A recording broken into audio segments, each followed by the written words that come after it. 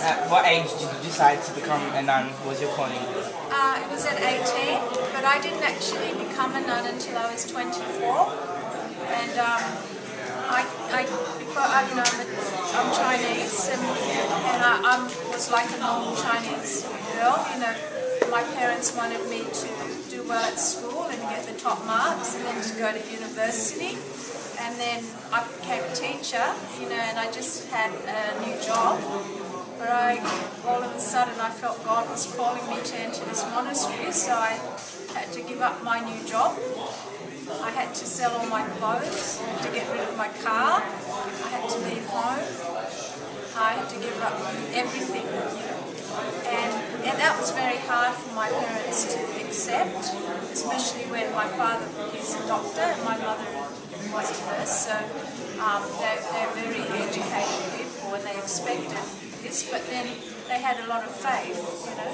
So after a while they accepted it, but it was even harder for my mum because my little sister joined the same order 6 months after I did, so there were two of us in the convent.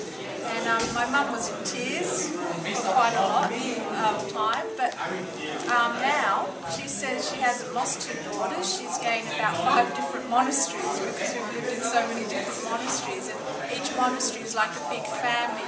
All of my family has become the family of the monastery. They know all the sisters, and they're all like their daughters now. So that, you know, the family's just growing. You know, when you in that passage in the Bible when you give up something and then you paid 100 times over. Well, it's like that. You say that you had to give up everything. What were like the certain necessities that you were allowed to live off in the convent? Now, when we're in the convent, we're given like our habit, the clothes that we wear. But everything that we need comes from the monastery. So we have our, you know, whatever you need in the day, like your jumpers and your blankets and your water.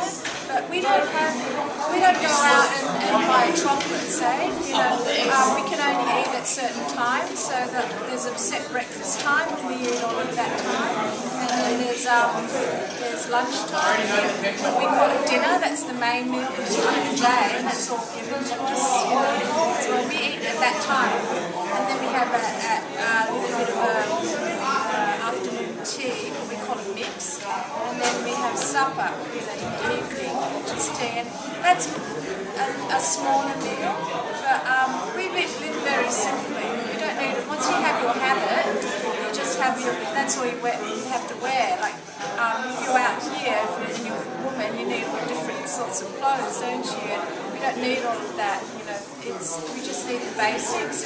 And you actually, when you go into a monastery, you realise how little that you need, you know, when you do live like that. So you don't need a lot of things. But you give up. You don't have TV. We don't have radio. We don't have computers. We don't have the internet.